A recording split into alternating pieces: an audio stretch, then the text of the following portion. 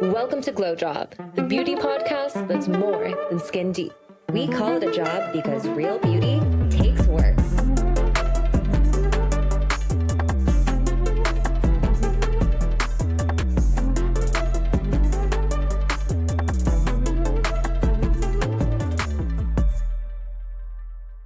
Hi guys, welcome back to the GlowJob. So today we're going to be talking about dupes. Julia, what exactly is a dupe? Oh my gosh. I mean, dupes are everywhere these days, but all it really means is just a duplicate of a product, right? So it is a brand typically knocking off a more expensive brand. And it's so rampant in the skincare as well as the beauty space right now. It's everywhere. Exactly. So I think that for dupes, we can kind of break it into two major categories. So I think that first category is more about the formulation and the ingredients. So really getting that back end label and copying word for word what's in it. Definitely. And I think the other category is kind of more about like the vibe, right? So it could be the kind of look and the feel of the product, the smell of the product, for things like lip glosses, the taste of the product, and definitely the packaging. It is crazy almost how similar these dupes are to the original product, and they're basically knocking off every single piece of it. Yeah, it's that like, let me wear your skin vibe. Oh my God, 100%. It's like, there's such a fine line, like, I want to be like you versus I want to be you. Yeah, it's creepy. Okay, so why don't we break it down into the pros and the cons of a dupe? And I'll start with pros. So I think obviously the major pro about a dupe is affordability, right? So most of these dupes are copying pretty expensive brands. And so by buying a dupe, you're able to afford it. And then I think the other big component here is the ability to try a product without fully committing. And like when I say committing, I mean like committing with your dollars. Oh, 100%. And I think a good example of this is like, let's say you're a teenager and you're buying your first concealer, right? You've never worn a concealer before. And the ones at Sephora, some of them are like $40, right? And so why not just go and buy a dupe of a really good one and just see if you even like to wear concealer? Because it's not for everyone, right? Mm-hmm. So just try it out. Exactly. Yeah. And so in that same vein, it's like accessibility too, because, you know, you might be living in a part of the country where you may not be able to go to your favorite makeup store. Like obviously Sephora is everywhere, but there are some brands that may not sell in Sephora and Ulta and have their own flagship store. And if you don't live in New York or LA or a major city, you know, the best thing you might be able to get is something at a CVS or a Target, right? 100%. And a lot of those times, even these really popular niche brands like Rhode, for example, only online for the most part, right? They have pop-ups here and there, but it's only online. So how can you, if you're on the fence of whether you want to buy it or not, you can actually like go into not a Sephora, but like let's say a CVS, you can just try it out and see if you actually like it or not. And then think about if you want to commit to buying, the real version of it. Exactly. So what do you think about the cons of dupes? Okay, I think I might be a little bit more team con here, but first and foremost, when it comes to these product launches, there is so much behind the scenes work that goes behind a single product. And I'm talking years and years of research, development, figuring out the perfect formulation. And it's not just the product formulators, it is the marketing team, the graphics team, so many people behind making a product successful. And when you go in and you create a dupe, you're just kind of stealing it, right? And you're just kind of taking it away. And there's blood, sweat, and tears that go into every single product being made, right? So much effort, but it's that. But a lot of times it's also the ingredients. Sometimes what you pay for is ingredients and the quality. So you can go ahead and buy a dupe and maybe you think you're going to get the same kind of effects, especially in the skincare realm. But if the ingredient quality isn't there, what's the point? That is so true. So, I mean, that's the pros, that's the cons, but okay, Sasa, give me what's your actual opinion, your personal opinion on dupes? Okay. All right. So, if I'm being real, I would say I think there is a time and a place for a dupe. And what I mean by that is I think about when I was a poor college student, and there were definitely a lot of products I would have loved to have been able to try and buy, but I also was struggling to afford books and groceries and going out money and all of that, totally. Right? Yeah. And so my options at that time were basically CVS. And quite frankly, I would buy a lot of dupes.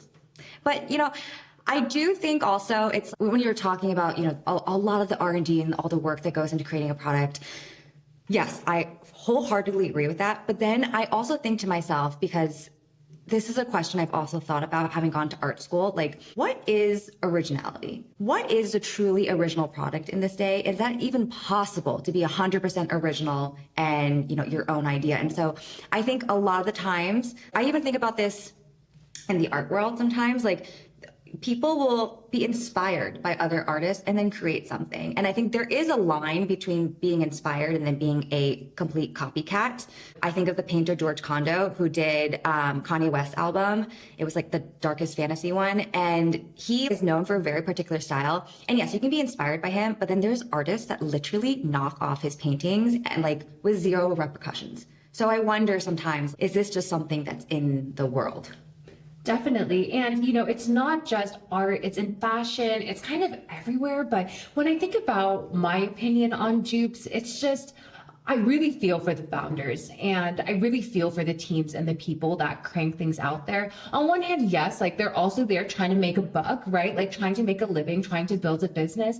But it really is like very disappointing in that sense with just how much effort. But in my opinion, when it comes to buying dupes, I feel like you can honestly get a good product at any price point. You don't necessarily have to buy a dupe. Some of my favorite brands at the drugstore, CeraVe, for example. Oh, yeah. They are amazing. Their products really perform and they don't dupe. Yeah, exactly. They don't dupe. They have their own packaging, own whatever, and all of their things work and are excellent, excellent options. That's so true. Another thing that just when you were talking about this, it reminded me of it. Like I said before, I think there is a time and a place for a dupe, like where you are in life. But also I feel, now I don't buy nearly as many dupes as I used to when I was an early 20 something. I think it's also when you're in a place where money is not the only purchasing factor, you can start thinking about these other holistic reasons of why you're buying a product. And it could be, wanting to support the brand, right? Or it could be like in terms of what is the most efficacious product, or like how does it make my skin look and feel? Then you start considering these things. And I think that plays into like whether or not to buy a dupe. Oh, definitely. A lot of times these brands, what you're buying is not just the product, but kind of like their commitment to sustainability, or so many brands have these kind of like heartfelt causes that are important to them. I know we mentioned with the Selena Gomez, she donates a lot of money to mental health awareness, and that's what your money is literally going to when you buy rare products, and people love that, and I do too. Yeah, put your money where your mouth is. Exactly. And I know you brought up art, and it's actually interesting kind of how blurry the lines get in the art realm. I have an example from the music realm actually, but so Olivia Rodrigo, pop star, we all know her, we all love her, and she has this song Deja Vu, and it's not like it is a complete one-to-one knockoff of a Taylor Swift song called Cruel Summer, but there are certain things that are kind of similar, right? Like the kind of vibe, I guess, but she was actually, she got into some trouble because of it, because it was just so similar to it that she literally now has to include Taylor Swift as a writing credit. Wow. And yeah, I bet you don't see that in skincare. People are literally going for a one-for-one knockoff here. That's incredible. Yeah. So with that being said, there are some things that companies can do to really protect themselves from being duped, and that's all about trademarks as well as patents. And it's really tricky here, especially because trademarks and patents are expensive to get. You have to file for them, you have to prove yourself, there is a lot of work. And if you're a smaller company, you don't have the budget or the time to kind of go that route, but there's companies like SK2, they have their ingredient Petra, something like that, but it's kind of their hallmark ingredient, what they're really known for, and it's patented. And even drugstore brands like La Roche-Posay, they have a new ingredient. It just came out earlier this year, but Molassol, I've only ever seen it written. I've never heard someone say it, so I don't know if I'm pronouncing that correctly, but it's some type of either a melanin or a tyrosinase inhibitor. So they patented that ingredient and they are launching an entire line around it. And it's something that other companies just can't knock off. Great. You know what that makes me think of is, I'm pretty sure it's Estee Lauder. They were one of the first to trademark Matrixyl 3000, which is basically like a peptide ingredient. And this is like, first of all, peptides have been around forever. I don't know why they're having just a moment right now. like we'll talk about another time, right? Sure. It's so crazy. Anyway, but so I think it was Estee Lauder. They have the original patent on Matrixyl 3000. So they're the only ones who were able to use that ingredient for a really long time. And what companies were ended up doing to have like a workaround of that, they decided to create another peptide, or another peptide ingredient that was acting similarly to that one, but they just named it something else. It wasn't like Matrixyl, but it was like, what rhymes with Matrixyl? Like Buttrixyl. Or like Matrix 2000, right? They get as close as possible to the name without, getting sued. Exactly. But, dupes are everywhere. I mean, we started before talking about how it's in art, it's in music. The thing that I find the most probably egregious in terms of dupes, though, is the fashion industry. Clothing gets duped left and right, and the biggest offender here, and this is no hate because I actually shop there all the time, but it's Zara. Like, Zara's whole business model is make sure our designers are watching every fall, winter, every spring, summer show of all the major houses, find the trends, let's knock that shit off as soon as possible. 1 month production time, turn around, and boom, it's in a store. And it's crazy. And I don't think a lot of people know this, but the designer team that they have at Zara, they're good. They are really good. They are good enough to go work in a couture house, but they're making money at Zara, right? And they are able to really recreate these pieces. It is wild. Oh yeah. I mean, I have friends who are like fashion editors, fashion designers who literally they'll spend thousands of dollars on really expensive clothes and half their wardrobe is Zara. Right? I mean, it's kind of like that high-low approach, but when it's a dupe, it's just different. It is. It's different. Because Of course we know. Yeah. And I think another industry where it's really rampant and also even maybe dangerous is the pharmaceutical industry. Ooh. And so just like how there are patents in skincare, obviously there are patents in pharmaceuticals, and years, decades of research and development goes into making drugs because it is really important, because it can literally be life or death if you're saving something, if you're curing something, or if you're not. But what happens is these pharmaceutical companies, they make these drugs, and when that patent expires, generics come into play. And there's this really awesome book from a few years ago called Bottle of Lies, and it exposes generic drug use and how dangerous it can be, specifically when it was like a generic Advil, something as innocuous as Advil, but it wouldn't work. And the ingredients were compromised, and they were coming from countries where the supply chain just wasn't transparent. And it was not killing people, but making them very, very, very sick. And, I think that could be a problem as well, because yes, they know how it's made, but they're not making it correctly, right? Right. So you have to be careful of even things like in the generic drug space too sometimes. What's so scary is you don't get to know how these ingredients are sourced. So how does the average consumer even know? Right. I think a lot of it is how the brand tells their story and how they communicate. And you see it a lot. I think fashion's a good example where they'll kind of highlight the suppliers, like where they're getting their cashmere from, who's herding those goats, herding, not hurting. But you know what I mean. Yeah, totally. All right. So what do you think is an appropriate amount of money to spend on products? Ooh, okay. I mean, when it comes to that, there's a lot of different factors that go into it, but I think a lot of it's personal values, right? Yeah, I think definitely personal values. And then, I personally kind of have this little internal budget of how much I spend on different skincare products based on kind of efficacy of the product. So I am much more willing to shell out a lot of money for a serum and a moisturizer versus a cleanser. If you're trying to sell a cleanser to me that's $40 or more, or actually not, maybe 40, but you know what I mean? An expensive cleanser. I'm why am I doing this? I'm not going to spend money here. And that makes so much sense. So when you think about a serum or a moisturizer, that's supposed to stay on your face for a long time. It's supposed to deliver actives into your skin to make a difference. And it's going to sit there for a while, overnight, let's say. But if it's a cleanser, I mean, how long do you wash your face for? 60 seconds? It's on and off. Come on, you want to spend your money where it matters. Exactly. Yeah. Prioritize. Exactly. But also it comes down just to personal preference and just, what's within your budget. I mean, look, if you make $500,000 and you want to spend $350 on a face cream, you do you, girl. You can spend your money however you want. And also that's well within your budget, right? Totally. And I think it's a lot, but some of those good creams really do work. But there's so many examples of people just really kind of going beyond their means. Yes. Yes. There was this crazy story on TikTok, I have to tell you, but there is this TikToker, her name is Marlena Velez, and she is big. 300,000 followers. And she's known for doing Target haul reviews and just kind of haul reviews in general. And she was just caught red-handed and is in trouble for shoplifting. Oh my God. So all of the products from her little Target hauls were literally stolen. And she was really sneaky. And the way that she got caught is she would go to these self-checkout lines and she'd be swiping products, paying for a couple, but every other product she'd be putting another one in her bag. And she got caught. And I don't know if you know this, but Target's security system is literally next level. Like when you walk around the stores, you'll see some of the security cams. Like those are the ones that they want you to see. But behind the stands, they have cameras that are so good. They can count the number of pores on your nose. They see everything. And the problem is that when it comes to prosecuting for shoplifting, there's a limit, right? Like you can't press charges. It's going to be different now because of the election results, but you can't press charges until it reaches $900, I think. But so what Target will do is they'll see you shoplifting. They'll see you take that $10 mascara and they'll just be like, okay, I'm gonna let it slide.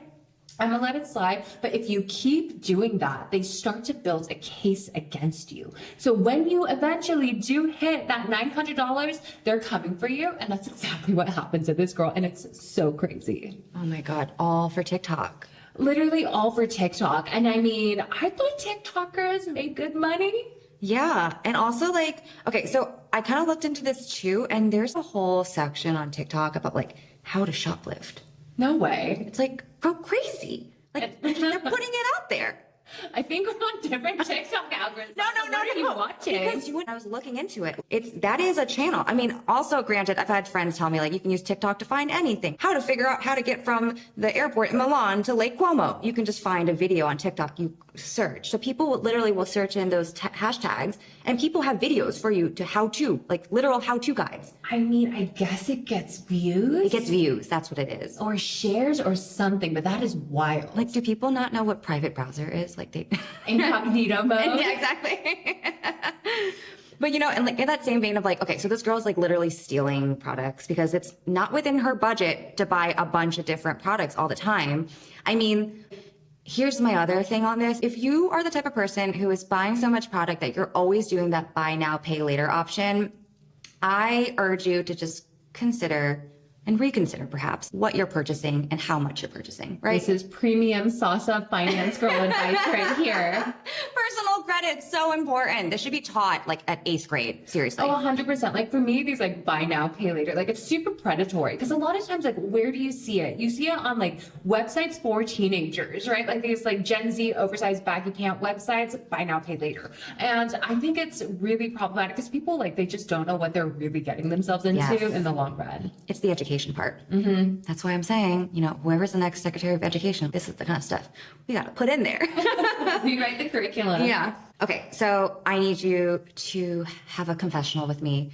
Tell me, have you ever bought a dupe? Yes. Okay, like which ones? Oh, definitely. I actually brought it here today for a little show and tell, but recently I picked up the e.l.f. lip balm dupe of the iconic Laneige. And you know what?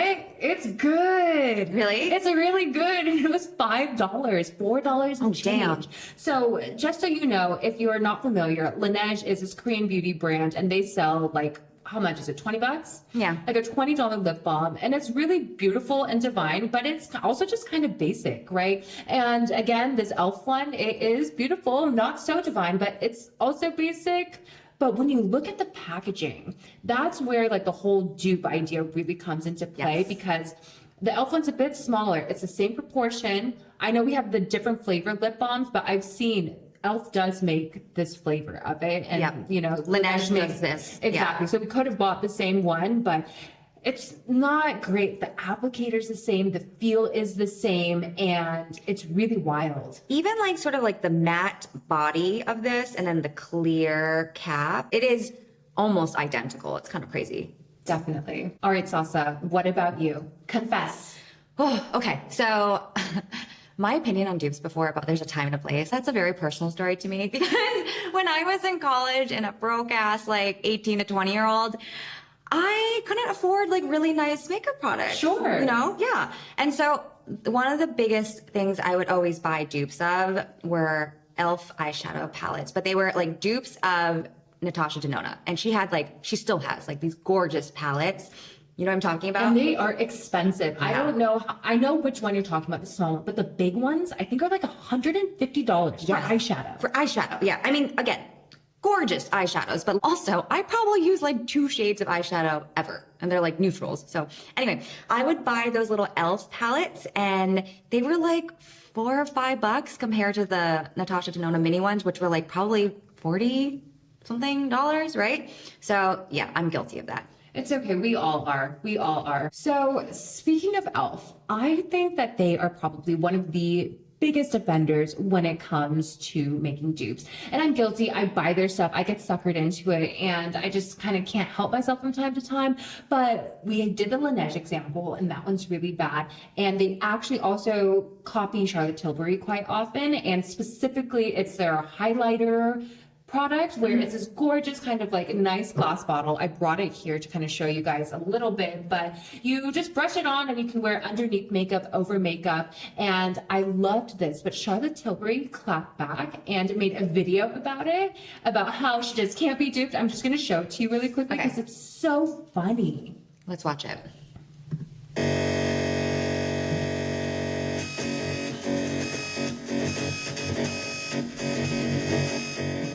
So good. Okay, so I know for those who can't see, Some crazy sounds. it was just a bunch of buzzing, but what she was doing, she was taking this bottle and just putting it into a copy machine and pressing copy. And what's coming out and that buzzing sign is just page after page of dupe not possible, can't be duped, undupable, can't not replicate. Just kind of telling people that you can try to dupe me, but you cannot beat me, and the product is still that good. So that's one example. But another one that they did, and this one was also pretty bad in my opinion, was the Milk Hydro Grip Primer. And this is a makeup primer, and it has this kind of really interesting blue-green color to it, so very unique in that sense. And the whole idea behind it is that it makes your face really sticky, so it grips to the makeup better, so it'll last all day. And when e.l.f. went and duped this product, they didn't dupe the bottle, but they did dupe the color and what it does and the messaging behind it. And it's bad. Yeah, it's not a color that is commonly out there for makeup products, so it feels to me very intentional, doesn't it?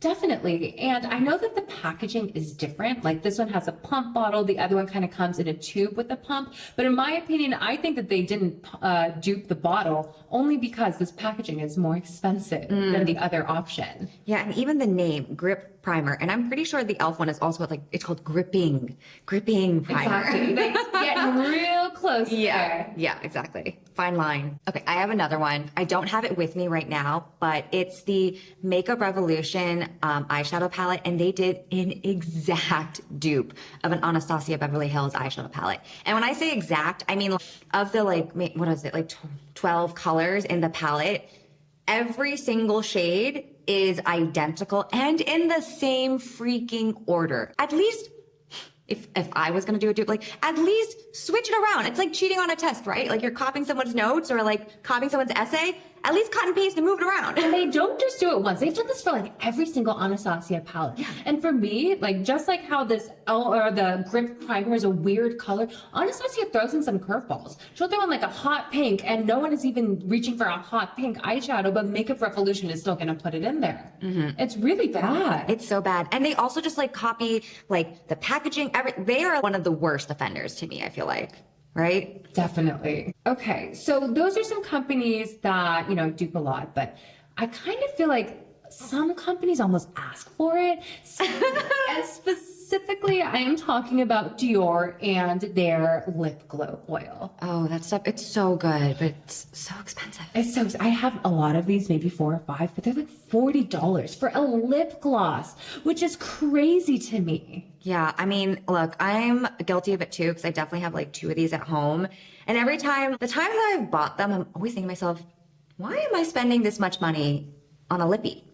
Right? Yeah. And it's crazy. So many people have duped this product, and sometimes they'll dupe it exact same packaging. But I think one of the things that they did do here is kind of introduce the word oil to a lip product. Before, because these came out a few years ago, and so before it was just lip gloss, and lipstick and maybe a lip balm, but they really kind of introduced this whole new lip category of an oil. And I'm not necessarily saying that you can't use the word oil, right? They didn't invent the word oil. Other companies can come out with the word oil, but even like a House Labs lip oil, like it's basically the same silver top, clear bottom, clear kind of jelly colored product. So they're getting really close, and there's just like so many of these days. Yeah, totally. I feel like in the market, I've seen so many more lip oils, like you said. Even my favorite, which is right now, the Kosas wet lip oil. I mean, same thing. It's like clear base, again, oil. Like this used to not be a product, lip oils. And I remember reading this research recently, and I was saying how with Gen Z, lipsticks are going out of trend, and it's more like lip glosses are coming in. And I think because there's so many different categories of balm, gloss, and oil, it's becoming such a big thing. Definitely. And I totally think that, lipstick will probably come back. Like trends are so cyclical, right? Cyclical. Yeah. And also I love lipstick. It's so much fun. I know. And I think, when it comes to spending $40 on a lip gloss, I know that's a lot, but I really do believe that a lot of times people they want to buy something from Dior. Yes. Oh my God. That is so true. We got to think about like all the big fashion brands that do makeup now. Every single one of them does. Like Hermes's makeup line. Oh, geez. So expensive, but they're crushing it. I think it's like 60 something dollars for a nail polish. It's wild. But like, just think about it. Like Hermes, Chanel, Dior, YSL, Valentino. Literally, you go down Rodeo Drive and all of those stores will have a makeup counter in it. And back in the day, like all they would have is like clothes, shoes, and bags, right? Totally. Yeah. I mean, they're making bank. Like those margins on that makeup for them is insane. It's amazing. And, but I get it. It's really nice. Like it's a nice, affordable, quote unquote, affordable luxury that you can have in your purse at any time, right? Mm-hmm. Like let's say you can't go out and buy it. Like, are they $8,000 or $12,000 off the Chanel flap bags? But oh God, yeah. Yeah. So let's say you don't want to buy an $8,000 purse, but you do want to buy a $40, $50 hand cream. Mm-hmm. Yeah. Do it, right? Yeah. It's going to make you happy. Yeah, totally. We've talked about dupable products, but what about something that's just undupable? Right. So I think when it comes to duping products, it's probably the easiest to do when it comes to makeup, right? Because it's just superficial, what you're putting on your face, the look, the feel, the smell, that's kind of easy to copy. But when it comes to skincare, that is way more difficult to dupe because you're dealing with active ingredients that are literally changing your skin, right? And so I have a really good story, and I brought the product here today, but it is the Lemieux Isocell Recovery Solution. And this is a toner. It is a clear spray that you spray onto your face, and it's packed with electrolytes and minerals, and it's really good for soothing irritation. And the story is that there was a Korean celebrity a few years ago that just kind of went on and gave an interview saying like, oh, as a performer, I'm constantly wearing makeup and it's making my skin terrible. So I use this spray and it heals my skin. And in Korea, there is this crazy fandom culture where people literally go crazy over celebrities, love everything they love, want to do everything that they do. So people were going crazy for this product. And a lot of the Korean cosmetic companies and skincare companies out there went and tried to knock this product off. And they tried as hard as they could. And one company got kind of close in terms of like replicating it. And the only difference was that the product was blood red. I know. So people, they want to heal their skin. They're beet red. They're already like, itchy, irritated, whatever. The last thing you want to do is look like Carrie from the Carrie movie, just drenched in blood or whatever. And it's not good for your towels or your shirts or whatever. So that was just an example of someone trying to knock a product off and they just could not do it. That is so funny. I wonder what was in that ingredient to make it, or in that formula to make it red. I have no idea. And the funny thing is, and this is a legal requirement, by the way, but when it comes to products, you literally have to list every single ingredient in your product on either the bottle or on the package, like the box that it comes in. Mm-hmm. And typically, some hints are kind of in there. Like when the ingredients are listed, they're in the order of dominance, right? So starting with the most common ingredient, just go down and down and down, kind of like everything else, but everything is in the product. So you already know what's in there. You know what's funny? It makes me think of, do you watch the Great British Bake Off or baking show? You know that show? Yeah. Great. Yes. That's like my Hollywood. Yes, that guy.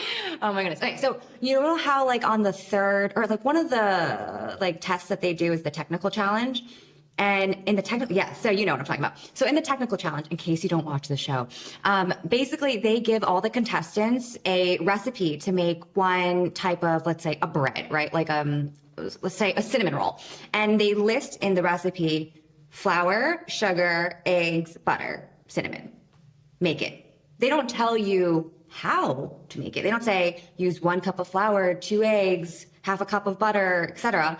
They just list it. And that's kind of like how, I guess I would say, cosmetics ingredients are. And I think it's a good thing, right? Because if you list like, this is how you make it. And also there's so many things. It's not just how much of the ingredient, but like how to actually like mix it, like mix it 4 times, or like use an electric mixer, to kind of stick with the baking analogy, or if you should cool it or heat it. Like there's so many things that go into perfecting a product, but companies shouldn't do it. Because if they did, like people would be eating their lunch. They would be knocking them off immediately, right? Totally. And kind of in that same vein, it's not like obviously all the ingredients are listed, but the one thing I think people don't realize is that, did you know for ingredients, if the ingredient is at a 1% usage level or less, the company can list that in whatever order they want. So for an example, let's say like you have a toner and then there is a chemical perfume agent, and then you have some like fruit oils listed there. And the chemical perfume agent is used at 1% and the fruit oil is like 0.25%, right? And they can decide if they want to make it seem like they're using quote unquote less of a like perfuming agent, to list that perfume at the very end of the formula and then have the fruit oil on top, even though technically the fruit oil is used even less than the perfume. It's crazy. And there's like weird things like that. It's funny that you bring up like fragrance and perfumes, because when it comes to fragrance being listed in products, legally you don't even have to say what that fragrance is made out of. You just have to put the word fragrance. And so you'll see all of these ingredients in just fragrance. You don't know if it's a natural fragrance, if it's a synthetic fragrance. You have no idea. And as someone with sensitive skin, you just know you can't be using a fragrance, right? Yeah. So I just tend to avoid those. But I just think it's interesting how you don't even have to divulge what fragrance you're using. Oh, 100%. Yeah. But that's another episode, talking about like fragrance, scented and unscented things, you know, all of that. Yeah. And it's always interesting because like, on occasion, you mentioned the 1%. Sometimes companies will use those percentages as marketing advantages, right? So they will say like, oh, we use a 10% azelaic acid. Like Paula's Choice will literally put that on their product and use it for marketing.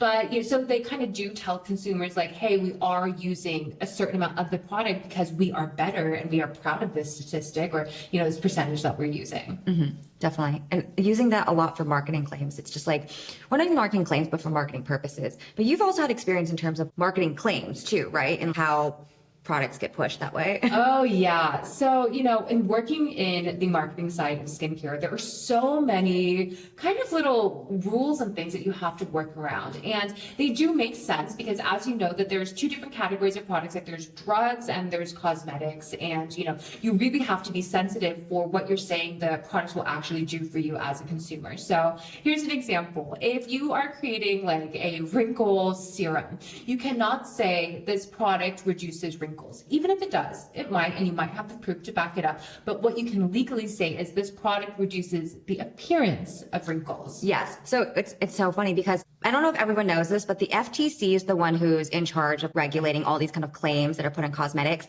And if we were to really like backtrack and give like context here, all of this is based off of a really, really, really, really old act that passed in like 1933. And it designated the fact that in the US, there's a difference, like Julie was saying, between a cosmetic and a drug. So a drug is classified as something that is treating a disease and or changing the physical chemistry inside your body, versus a cosmetic is something that is, I believe the language is used to beautify or to like alter the appearance of. So it's more like topical versus something that's changing on the inside of you.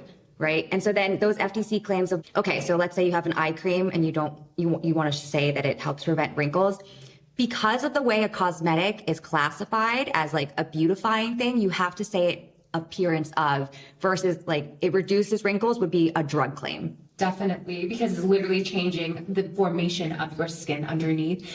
But it's even things like just the word healthy. You know, you cannot say, oh, this will give you healthy skin. Even though it might be improving your skin, you have to say it will give you healthy looking skin. So there's a lot of these kind of like words and phrases that people will tend to weave in. And a lot of times, to be honest, skincare marketers kind of take it a little too far, right? There's so many claims that these companies make that in my mind are often kind of bogus, right? Like when it comes to getting things like, oh, dermatologist tested, dermatologist approved, like what the heck does that even mean? It's like right? so bogus. You're just kind of paying a dermatologist to like give a thumbs up or a thumbs down. And even when it comes to things like percentages of like, oh, like this percentage of people saw this change or that percentage of people, whatever.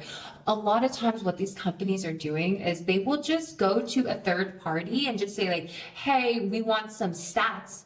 Can you make us some stats, right? But on the other hand, it's not that this is necessarily a bad thing. Companies that do this, they will do it in a way that is honest because they are getting paid to and it is part of their jobs. But, it's kind of like you see it in all industries, right? It's not just skincare. Trident gum. Oh my God. Do you remember those commercials? Yes, I do. Yeah. 4 out of 5 dentists approve this gum. So, it's in food, it's in skincare, it's in everything really. But I think a lot of times consumers, they just want to see that, is this actually a good product or not? Like, is there any kind of proof? Because when you look at marketing, like all you're really seeing is a picture of the bottle, right? You want some context around it. Yeah, exactly. And if there's a claim that seems scientific and it looks like, oh, okay, well, these 84 participants all saw these noticeable differences, that might sway you. Oh, 100%.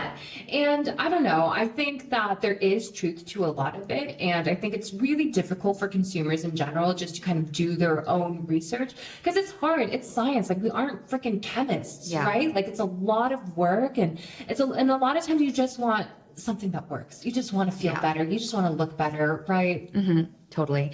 I mean, also sidebar, that Trident commercial was so good. That's like such good marketing. I really think about that commercial sometimes. They were really ahead of the curve there. Right. I mean, that was kind of like the heyday of like good commercials. But like right now it's like the Super Bowl commercials are like still the goated ones, right? Yeah. Yeah. But like they're not as good as they used to be, in my opinion, except for last year's one where it was CeraVe and Michael Cera, which I thought was so genius. He's so funny. I honestly thought those were hilarious. I don't know how they got him or convinced him, but he was just walking around like, was he claiming he was the founder of CeraVe? Because Michael Cera, yeah. It was so the name Sarah. Funny, so funny. So to wrap up this episode, all about dupes. Here's the thing. Look, we just think do whatever you want. Like at the end of the day, it's beauty, it's skincare, it's makeup, it's fun. Who cares?